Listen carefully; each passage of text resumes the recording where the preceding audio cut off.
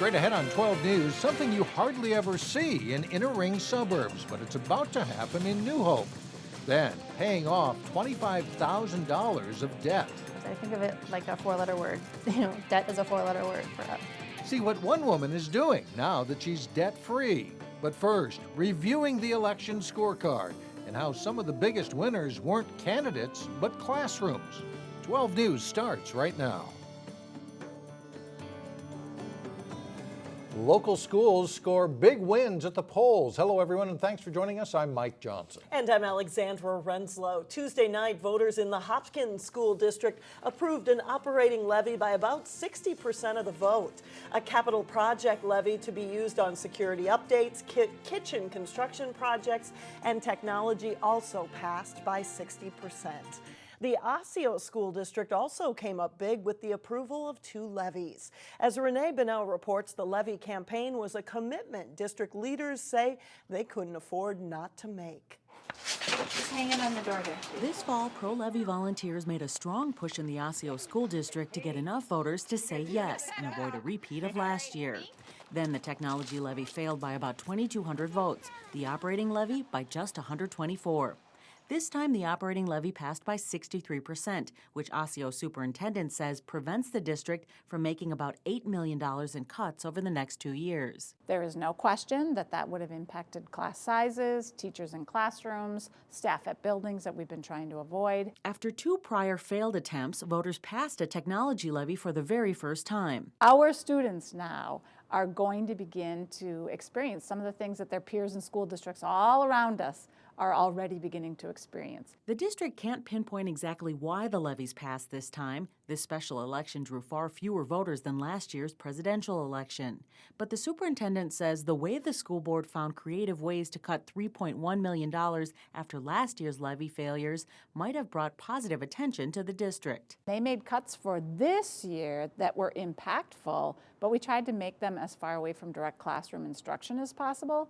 And I think our voters remembered that and appreciated that that is the action that our board took. And I think they also knew that that was not going to be possible to continue. Kate McGuire says while the technology levy will help put electronic devices in students' hands and improve the school's teaching tools, the operating levy is simply allowing the district to maintain programs and services already in place. Mike and Alex. All right, Renee, thank you very much. Osseo and Hopkins weren't the only districts thanking voters after Election Day. 17 school districts across the 7-county metro had operating levies on the ballot. Only 2 of those districts had their operating levies fail, Eden Prairie and Matamidi. Voters across the metro also supported most of the levies for new school construction or classroom renovation. And Golden Valley's City Council will soon have a new look. Voters elected 3 council members Tuesday night. 2 of them are new, Andy Snope and Larry Faunus. They replaced 2 candidates who chose not to run for re-election. The 3rd candidate, Stephen Schmidgall, already serves on the council. He was elected to finish the remaining 2 years of Mike Freiberg's term. And we talked to each of the candidates who won their election bids. Delane Cleveland has more on their plans for Golden Valley going forward. With 3 council positions on the ballot, voters in Golden Valley who are interested in shaping their city's future had reason to head to the polls. Once it was all said and done, they elected Andy Snope. Obviously very excited to have won this race. Larry Faunus. Just very pleased that it ended on a high note. And Steve Schmidgall. I got a lot of positive feedback from residents about the fact that I'm already on the council, and I believe that's extremely beneficial. Now, with the campaign finished, each has a plan for Golden Valley's future. Progressive development, high standard of services without raising taxes, and collaborative government. I think we could do a better job of rebranding our city and marketing it to the larger community. The biggest goal I have to start out with is to build consensus and cooperation between the other council members and the mayor and staff. One issue that came up on the campaign trail was the proposed Bottineau Transit light rail line and the effect it would have on Golden Valley. There were a handful of people that were in favor of that, and a handful of people spoke up against that. Certainly it is of a concern to people here, especially on the east side of Golden Valley. They're very interested in the environmental impact that'll happen there. But I found overall throughout the city that people are generally supportive of more transit options. How those issues play out remain to be seen. For now, the candidates say they're just glad the campaign is over. And I'm just ready to get some sleep, I think is probably what I'm looking forward to the most in the next couple days. In Golden Valley, Delane Cleveland, 12 News. A lot of candidates feeling the same way. Andy Snope and Larry Fonest will be sworn in at the first council meeting of the new year. That's on January 7th. Steve Schmidgall will take office immediately after the canvassing board meets on November 12th. The deal is done, and the city of New Hope now owns a major piece of land that will soon be the site of dozens of new homes. New Hope closed on the deal today, buying the Winnetka Learning Center from the Robbinsdale School District for $1.75 million. The 17-acre site along 55th Avenue in Winnetka will soon be cleared to make way for new home construction. 2 developers have already approached the city about building between 68 and 88 new homes on the site.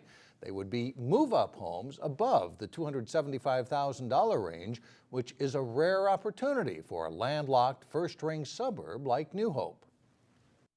And just having another housing option in the city for residents is really exciting, because for 30 years we haven't had a lot of options, and this will be the biggest opportunity for that for the foreseeable future.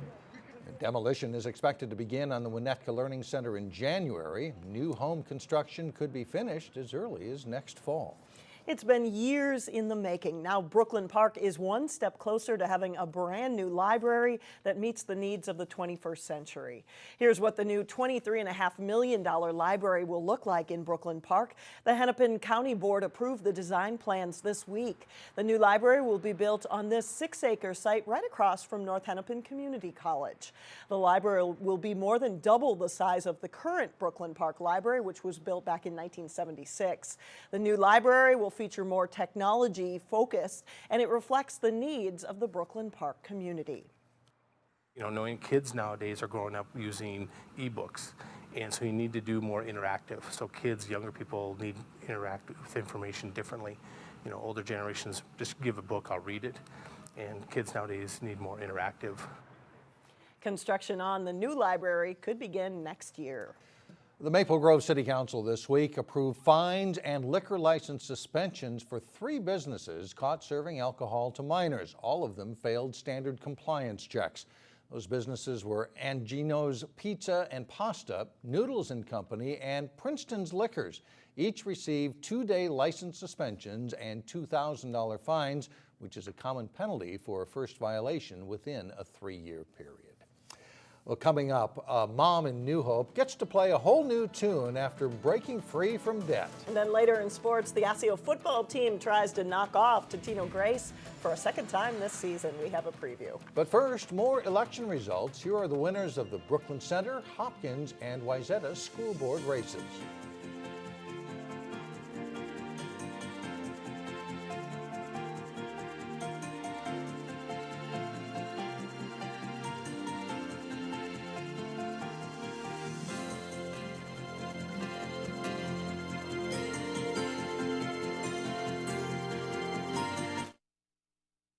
A new report on homes reveals which cities are the most affordable and which ones are the most expensive. The report by Coldwell Banker tracked 42 Minnesota real estate markets, and it compared the average list price for a 4-bedroom, 2-bath home. It listed Plymouth as the 10th most expensive in the state, with the average list price of $505,000. Maple Grove came in at 14th at $445,000, and the most expensive in the state, that's Orono along Lake Minnetonka. The average list price, $1.2 million. And Orono was actually the 9th most expensive place to live in the country. Number 1 is Malibu, California, where the average list price is $2.1 million for a 4-bedroom, 2-bath home. On the flip side, here's a benefit to saving some money that you might not have thought about. Saving money allows you some time to pursue your passion. And today in Money Savers, reporter Shannon Slatton spoke with a mom in New Hope who is doing just that.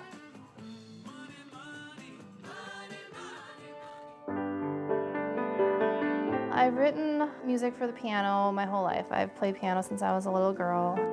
The music that fills Holy Nativity Lutheran Church in New Hope. often comes from the hands of Lisa Baker. When Lisa isn't in the sanctuary playing the piano or organ, she might be a few feet away in the front office. Holy Nativity, this is Lisa. She works there answering phones and email just part-time.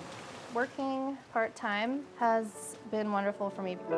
Working part-time was a goal Lisa and her husband set before they had a family. We decided that getting rid of the debt, that had to go. It just was such a burden in our lives. I think of it like a four-letter word. Debt is a four-letter word for us. So together, over 3 years, they eliminated more than $25,000 worth of student loans, car, and credit card debt. For us, it worked just to do little things and to make choices with our money before spending it and have every dollar have a plan and a purpose. During the recession, Lisa started sharing her debt-free tips on TwinCitiesFrugalMom.com and on Facebook. I wanted to share what we were doing right and also what we were learning from lessons that we had learned from mistakes we had made. Lisa also discovered she had more time to do something she's always wanted to do. I've always had a passion for music. She's composed songs for a CD that goes on sale this month. It's just soothing, relaxing, passionate, inspiring kind of music, inspired just by life and all the ups and downs. The upside of debt-free living for Lisa is more time for what she loves. We have each other, we have the things that matter to us in our lives. In New Hope, Shannon Slatton, 12 News. Lisa and her husband are now working on paying off their mortgage, and the working title of Lisa's CD is Glimpses of Soul, and it will be available on Amazon and on her website. Good for them. Yes. Yeah. Coming up, life comes to a crashing halt for many jack-o'-lanterns. But first in sports, the Osseo volleyball team gets set to play in the state tournament. John Jacobson has that and more when we come back.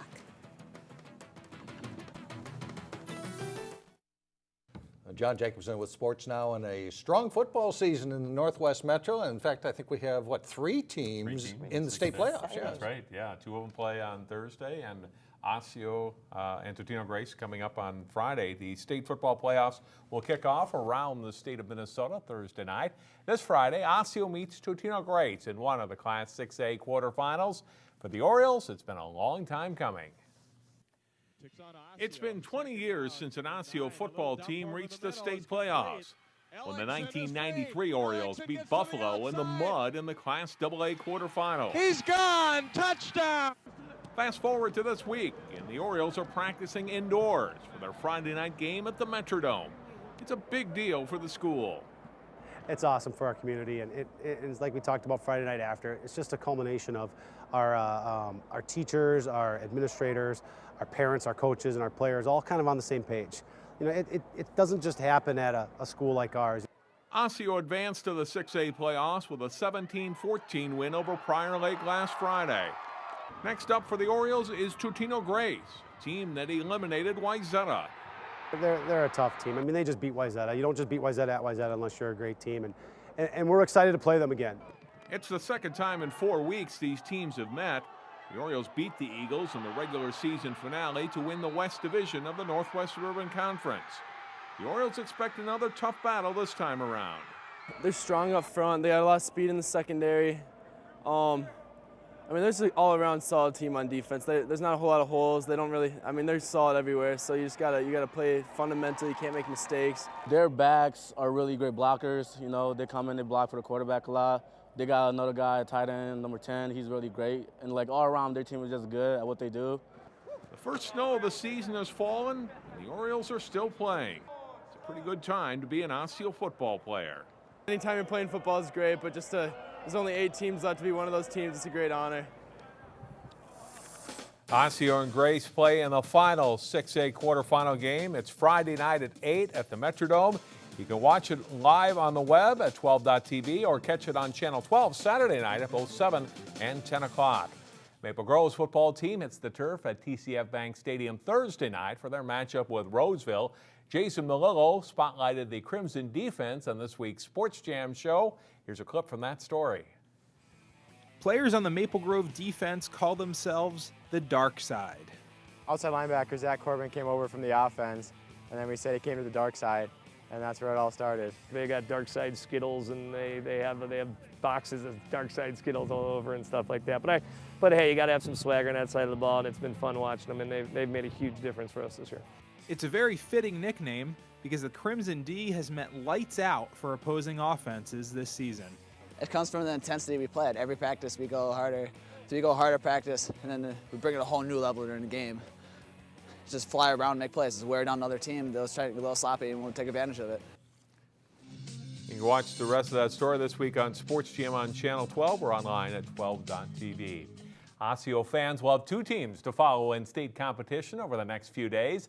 The Orioles volleyball team is in the state tournament for the 8th time and first since 2008. The Orioles had a light practice Tuesday. They get set to compete in the Class 3A tournament starting Thursday morning. They beat Champlin Park in 3 to win the Section 5 3A title and didn't lose a set in the section tournament. Exciting to be one of the final 8 in their class. Oh, it's so exciting. Like, our team is just, the energy is just flowing, and we're all happy and excited to be here. We're going to stress having fun. We're 1 in 8 teams that have a chance to win a state title. And I think that in order for us to play our game, we just have to go out relaxed and have fun and let things happen. Osseo is the number 2 seed behind Egan in the state tournament. Their first opponent, Rochester Mayo, isn't a team they know a lot about. Yeah, I mean, we have a few things that we know about that we've been working on, but otherwise, I mean, you get to the state tournament, you just got to be ready to roll with the punches and figure it out from there. So I actually had friends at every final except for that one at Mayo. I know they have a really good outside hitter and an excellent setter, pretty balanced offense besides that, but we'll see what happens when we get there. We'll have highlights of the Osseo-Rochester Mayo match Thursday starting at 4 here on 12 News. And that's a look at sports for today. All right, thanks, John. Still ahead, a post-Halloween story that's pretty scary for pumpkins. We'll be right back. Well, finally, we cut them, carve them, and dig out their guts. And then after the big Halloween occasion, it is time for Smashing Pumpkins. If you still have pumpkins left on your doorstep, pay attention. You can drop them off here at Central Park in Brooklyn Park. Residents of Brooklyn Park, Brooklyn Center, Crystal, and New Hope can drop them off for free. Pumpkins will be made into compost, which isn't such a scary thought. The collection lasts through Thursday. If you want to have a little fun, you can chuck it. Yeah, Chuck by it now in the bin. they're getting a little hairy anyway. That's right. That's exactly right. That does it for us. Thanks so much for joining us. Stay with us. Community Corner is coming up next, and we'll see you back here again tomorrow.